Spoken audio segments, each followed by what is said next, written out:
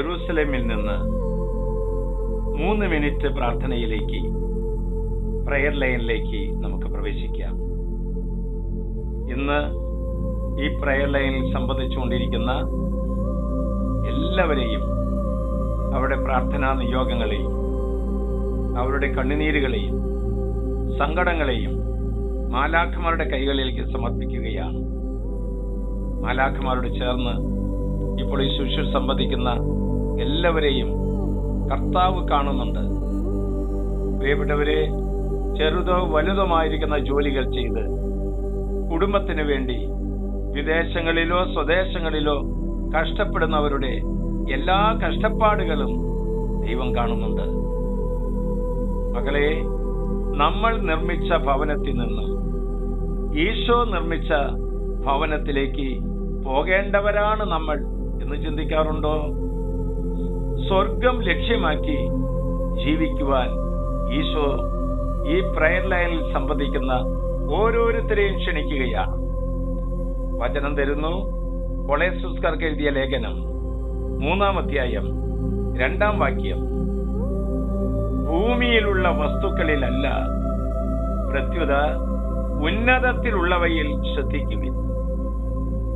മകളെ, സൃഷ്ടവസ്തുക്കളിൽ നിന്ന് സൃഷ്ടാവിലേക്ക് തിരിയുന്നതാണ് ഉന്നതത്തിൽ ശ്രദ്ധിക്കുന്നവരുടെ സ്വഭാവം. കർത്താവ് പറയുകയാണ്, ഉന്നതത്തിലുള്ളവയെ കുറിച്ച് നിങ്ങൾ ശ്രദ്ധിക്കുവിൻ. ഒരു സാധാരണ മനുഷ്യൻ എല്ലാം വാരിക്കൂട്ടാൻ ശ്രമിക്കുമ്പോൾ, ഒരു ആത്മീയ മനുഷ്യൻ തനിക്കുള്ളതെല്ലാം, സമയം, ആരോഗ്യം, പണം, കഴിവുകളെല്ലാം പാവപ്പെട്ടവർക്ക് വേണ്ടി, ആവശ്യത്തിലിരിക്കുന്നവർക്ക് വേണ്ടി, രോഗികൾക്ക് വേണ്ടി പങ്കുവെക്കുന്നത് കാണാറില്ലേ? അവരാണ് ഉന്നതത്തിലുള്ളവയെ കുറിച്ച് ശ്രദ്ധിക്കുന്നവർ. ദൈവാനുഗ്രഹത്തിന്റെ പിറകെ പോകാതെ ദൈവത്തിന് പിറകെ പോകുന്നവരാണ് ഉന്നതത്തിലുള്ളത് ശ്രദ്ധിക്കുന്നത്. ഓർക്കണേ, ശരീരത്തിന് മേൽ ആത്മാവിന് അധികാരമുള്ളവരാണ് ഉന്നതത്തിലുള്ളവരെ കുറിച്ച് ശ്രദ്ധിക്കുന്നത്. ഇത് മറക്കരുത് കേട്ടോ. പാപം ചെയ്യാൻ അവസരം കിട്ടിയിട്ടും പുണ്യത്തിൽ വളരുന്നവരാണ് ഉന്നതത്തിൽ ഉള്ളവയെ ശ്രദ്ധിക്കുന്നത്.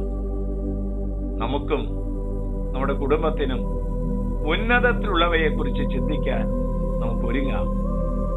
നമ്മുടെ കുടുംബത്തിന്റെ ദൈവത്തിന്റെ തേജസ് ഇറങ്ങി വരട്ടെ.